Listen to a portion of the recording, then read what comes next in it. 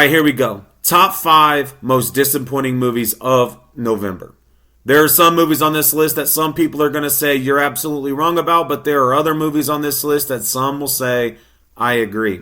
Now, if you agree with me, great. If you disagree with me, great. I don't really care from that perspective. Everybody has their own opinion. Everybody has their own bias. Everybody is going to say one thing's better than the other. But I have seen all of these movies at least once, some twice, and only one of these movies on this list, the number one movie, I only saw one time and walked out of. It was atrocious. Now, when we are looking at this list, I'm really looking at the most disappointing movies of the year, or of November, not the year. We're not there yet.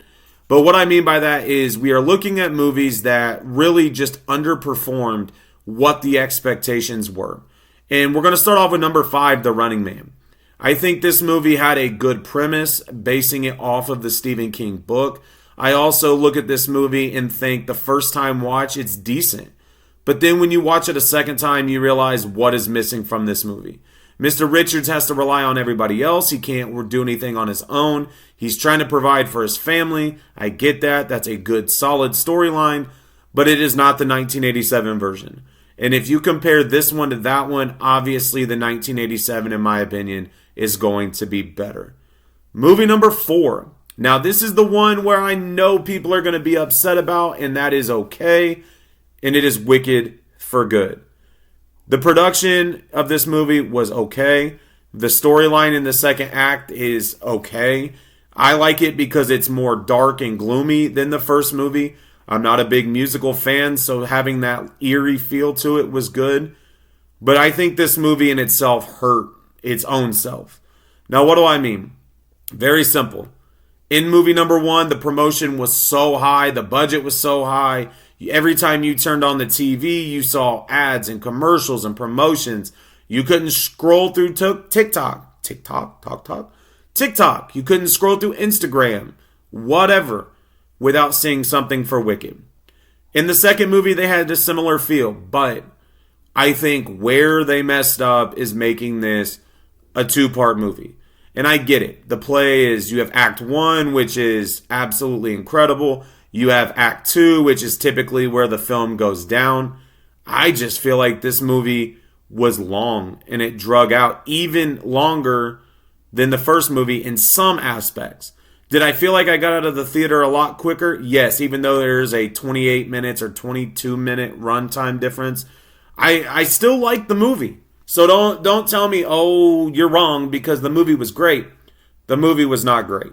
The first movie was still not even the greatest thing ever. And that's somebody that is The Wizard of Oz, my favorite movie ever. I have been consistent when I say, I like the darkness, I like the gloom, I like the focus of Oz. I just feel like the expectations were way too high for movie number 2, and it ultimately fluttered. Now, don't come at me and say, but the first movie is bad, the second movie's good, or you're missing the whole point. We sat in the theater for over 5 hours watching this story. 5 hours. That's all that needs to be said. That's not the way that this needed to be. This is not the Titanic. If you remember the VHS tapes, you remember there are 2 different versions of it. You got to take it out, put the next one in. Wicked Part 2, Wicked for Good, was overhyped in 2025.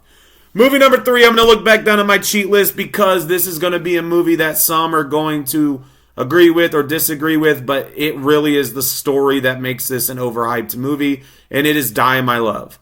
The acting in this movie was incredible. Jennifer Lawrence's performance in this movie was one of the best acting jobs of 2025.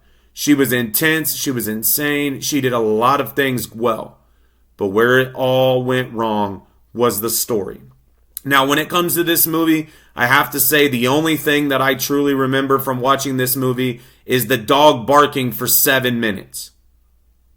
If you have a dog and you listen to them bark for 7 minutes, you are going to tell them to stop barking and stop barking and stop barking. And that is all you heard in this movie. Scene after scene after scene, the dog is barking.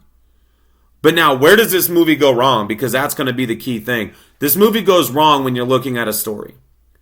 You really don't even know the occupation of them until about 45 minutes to an hour and 15 minutes into the movie. You don't really know why they're in a farmhouse away from the city. The movie was not good. The acting from Robert Pattinson and Jennifer Lawrence could not save this. The acting was incredible. And I will say it again. That is the whole purpose of the movie. But the storyline of this movie was atrocious. Coming in at number 2. And this is a movie that I don't think was very good, and it is Keeper. You're the keeper of what? What are you trying to be the keeper of? What are we doing here? That's all I have to say about this movie. It was not good. A streaming service should have picked this movie up.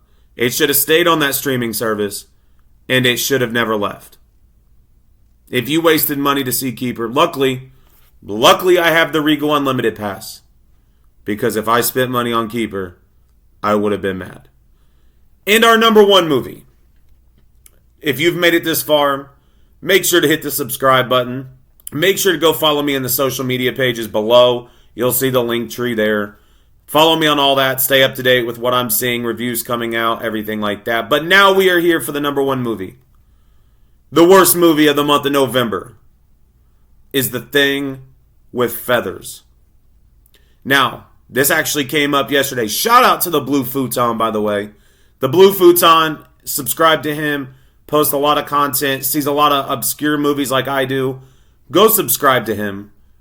But let's talk about The Thing with Feathers. The Thing with Feathers could be one of the worst movies of 2025, and it already is in my top 5 worst because there is no plot. You have grief. Everybody deals with grief. You see it. But the movie is slow. Why does a crow haunt a person in a supermarket and lead them on a chase in a supermarket? Benedict Cumberbatch could not save this movie. Once again, similar to Die My Love, the acting was good between Robert Pattinson. Well, let's take a step back. The acting was good with Benedict Cumberbatch and his 2 sons in the movie. But this movie could not be saved from that acting job. It is the worst movie of November. It is a movie that is based on a book. It has very little to do with the book. And I don't care what people say as far as the director wanted to take this route. If you're making a movie about a book, make the book a noticeable part. For example, the dad's job. What is the dad's job in the book? That's not his job in the actual movie. That simple. But anyway, drop a comment below. Let me know what is your worst movie of 2025 in the month of November. What movie am I wrong about? Which movie did you enjoy? But drop a comment and let me know. Make sure to hit that subscribe button. Stay tuned for more reviews. We will have on Thursday, I don't know when this review is going to be out, but Thursday, December 4th, I already have my ticket for 5 Nights at Freddy's, 2 at 440. But make sure to hit the comment button. Make sure to hit the subscribe button. Follow me on all the social media pages. And I will talk to you all later.